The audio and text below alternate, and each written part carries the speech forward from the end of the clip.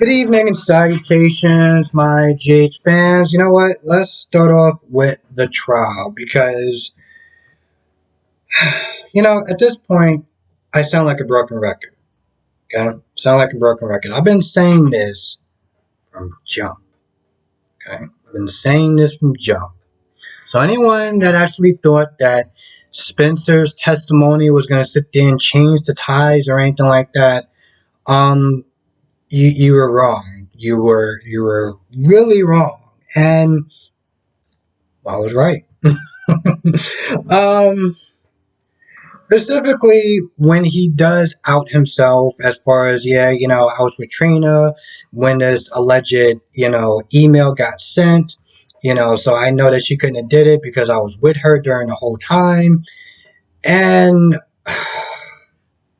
I knew it was gonna go nowhere. I knew it was gonna go nowhere because this is one of those times where technology is not our friend. Okay, the ADA came in and questioned Spencer. And what she did was she sent an email, but she delayed the email to be sent at a certain time. So if you can delay an email and you can delay the videotape being there, recording them, and sending it, you know, um, sending it whenever it's convenient for you. And you can sit there and have an alibi, but that doesn't mean that you didn't send the video. This is why I sit there and say, in this case, technology isn't your friend or isn't her friend at this point. Now, after he got done, Portia and Tagger was like, why do you not sit there and tell us? It's a little bit kind of too late to be sitting there scolding her, so you might wanna hold off on that speech that you're about to sit there and give. But afterwards, he does apologize to Trina, and even Jocelyn give him props for doing the right thing. I mean, it took him some time, but he was doing the right thing. Sad part is that he was trying to do the right thing from jump. I mean, he knew that Trina didn't do it. He had plans that didn't work. Um, but I give him his props for trying.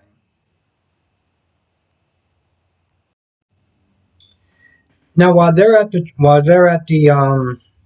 courthouse, Nicholas and everything like that, Esme is there trying to pack up her ish and get the f up out of town. But of course, she turns around and Ava's there. They got words. And Nick, she was meant to talk about, oh, Nicholas is practically going out with somebody who could have been like his daughter or whatever, or going out with somebody much younger than him.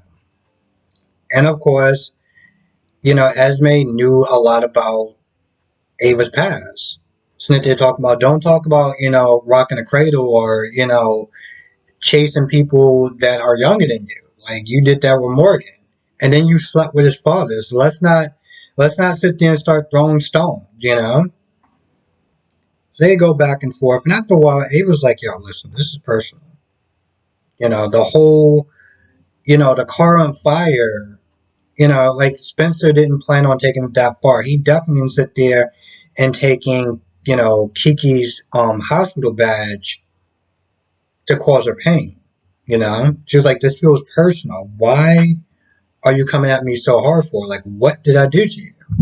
So they're going back and forth, and it gets to a point where Ava's had enough. Ava's like, listen, you're either going to sit there and exonerate her, or you're just going to stop breathing at this point.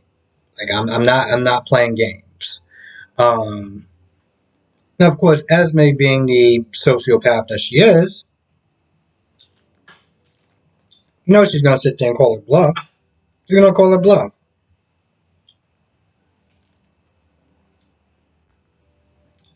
Now, yes, I was talking about the old Ava. The old Ava shot Connie, and the unarmed woman shot her to protect her brother. Okay. Esme can sit there and seem like a child to her, but she is of legal age. Well, she's over 18 at least. Um, so I guess I'm just wondering how far is Ava gonna go? I personally don't think that she's gonna go as far as killing her, but at this point, the fact that the old Ava came out yesterday was the highlight of that episode.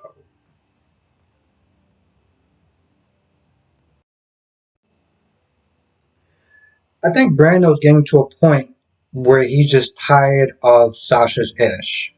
Okay, specifically her, the fact that she's not taking this whole therapy thing seriously. After she has a long conversation with Willow, um, Brando came back. Brando was in the hallway when he saw Michael and Dax talking, but they managed to sit there and convince him that Dax was just there following him on Sonny's orders or whatever. So after he finished talking to Michael, and Michael's like, "Nah, it's cool. You got other things to sit there and do." He goes back to check on Sasha, and he's like, "Hey, so what's going on? Did I miss your appointment? You only a few minutes late or whatever." She's like, "Oh, I'm not going." I'm sorry, what? Like, you might. I a little out of breath, kind of run back at you. You want to try it one more time? You want to take one more take? And she's just so flippant about her recovery. She's like, "No, I'll talk to Willow. I'm good. I'm all talked out. Okay, so we can set it for next week." No, no, no, no, no. So you're all talked out for this week and next week too. So they go back and forth, and she's all like, "Oh, you're smothering me. You, Gladys, everyone, blah blah blah. You're all smothering me. Tired of it."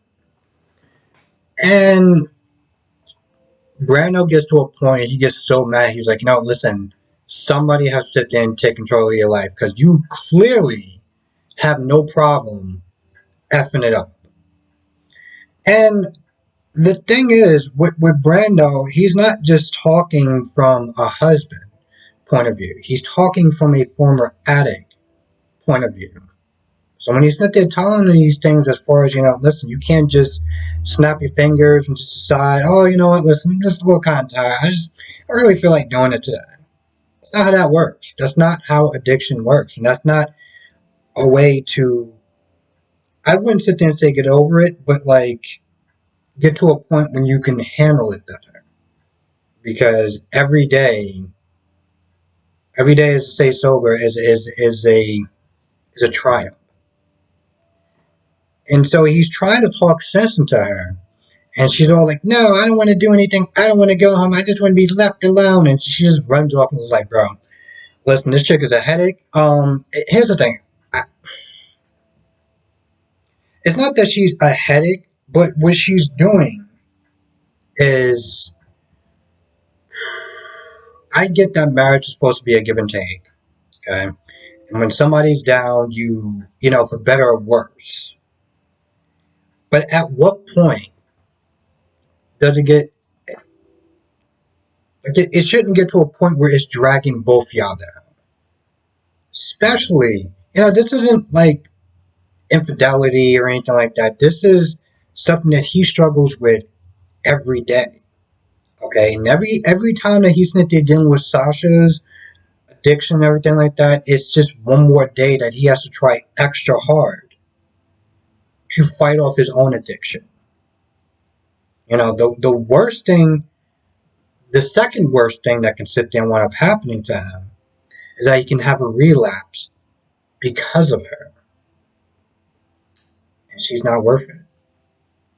No one is worth it. And that's what I mean by, maybe it's time to, I wouldn't say cut that chick loose. I'll definitely sit there and say, we need to take some time apart. Because you are not going to sit there and mess up all my hard work and progress.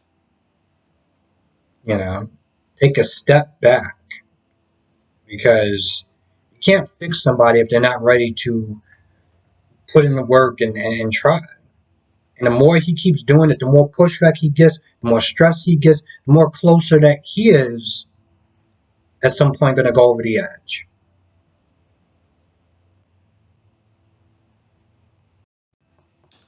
Okay. So Sasha is, on the stairs or whatever, running down the stairs because apparently that's a good idea. So she gets a text. She gets a text from Selena. Says, never mind. It's not. I have no idea who texted her. Because at first, when I read it really fast, I was like, Selena, as in like Selena Wu? That doesn't really make any sense. Anyway, she must have got a text from one of her friends. And she's like, hey, listen, you want to sit down and blow off some steam? So Sasha's like, all right, cool, meet me X, Y, and Z. That's what I was like when I read it. I was like, that doesn't sound right. Even me saying it doesn't sound right. But she's clearly is just not at a point where she's ready to stop. And I want to say that I feel bad for Brando, but this is what you sign up for when you decide to get a quickie marriage. They didn't even know each other that long before they just before they wound up having a child together. Everything was rushed. Everything was rushed. Now he's not there trying to deal with this woman's addiction, and he doesn't even know her that well. All the I love yous in the world doesn't mean a damn thing if you don't really know this person.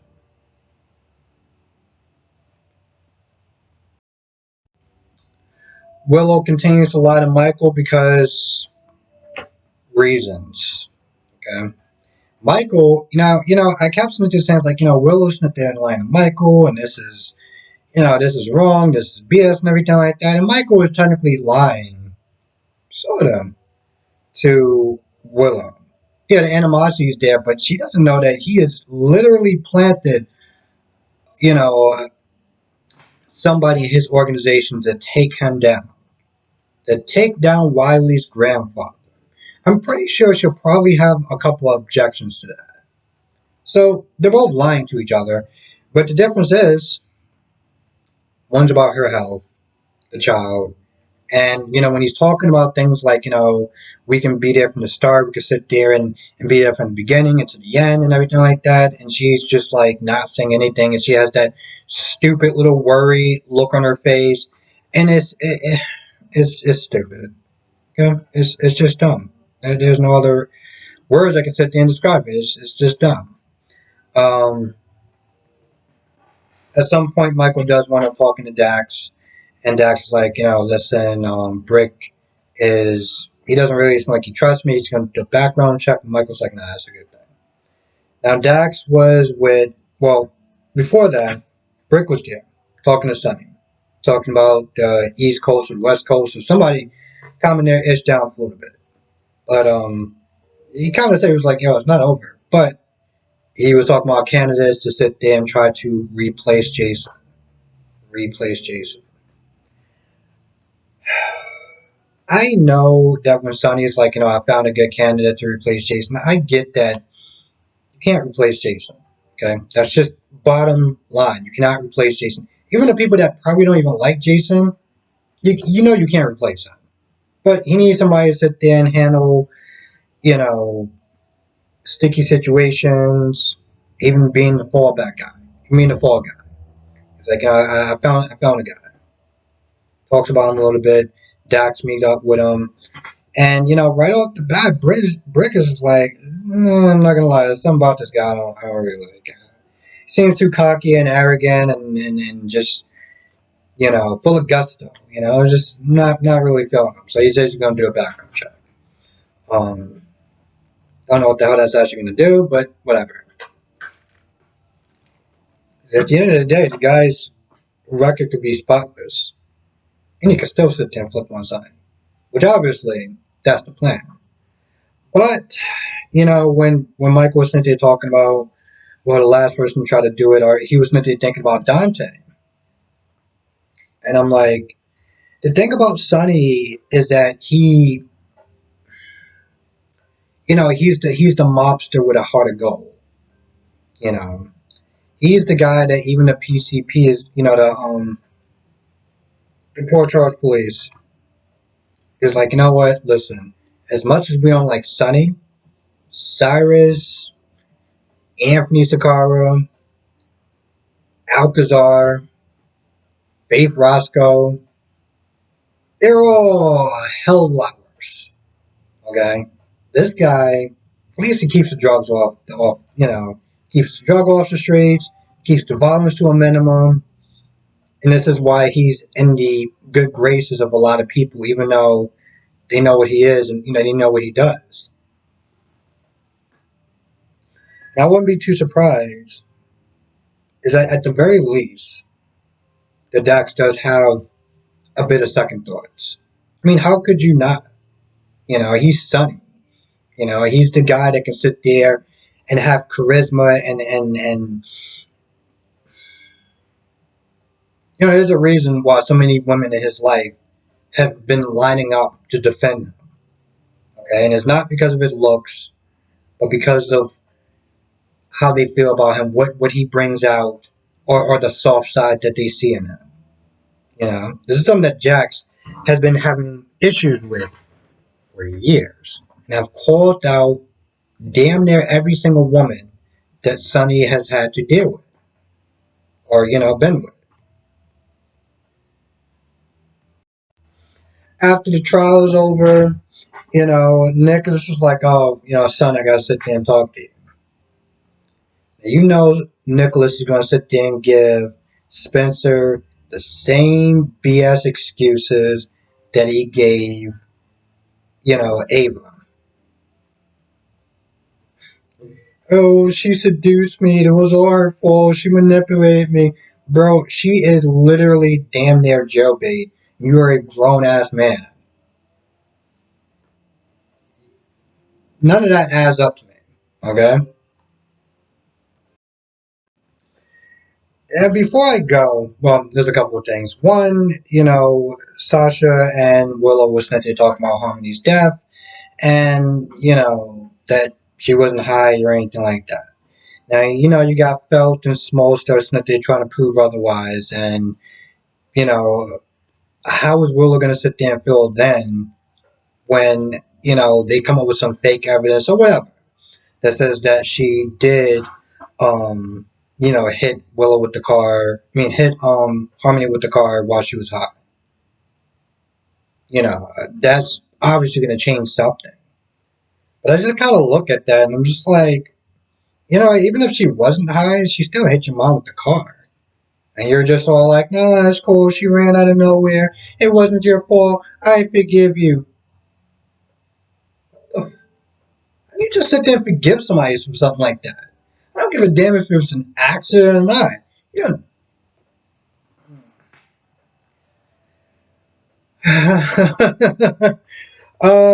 I feel like that's about it. But before I do go, I want to thank everyone for watching. I also want to thank everyone that was in the chat yesterday. Me, JLJ Media, DC Soap Sanctuary. We had a real blast in it there, talking about soaps and just kind of giving more of an insight to just really us and how we operate and things of that nature. And it was crazy because I said this in my day's review, but we were only planning on going for like an hour, the most. We wound up going for 2 hours for the video, pretty much.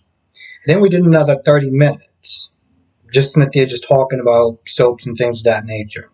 So, you know, we are planning on doing another live event like that. And like I said, it was really interesting. And it's the same thing, every time me and DC, we do a collab or whatever, we'll do the video. It generally be longer than we plan, and then afterwards we'll sit there and still talk about soaps and content creating and things of that nature. So yeah, I just want to sit there and thank everyone for watching, and I also want to sit there and thank um, Joe Media for just releasing it, supporting both of our channels, giving us a shout out and things of that nature. You know, um, we started off the video, and kind of funny because me and James, we bumped heads on a couple of things, but I'm not the type of person who wants to sit there and write somebody off just because we don't agree on something.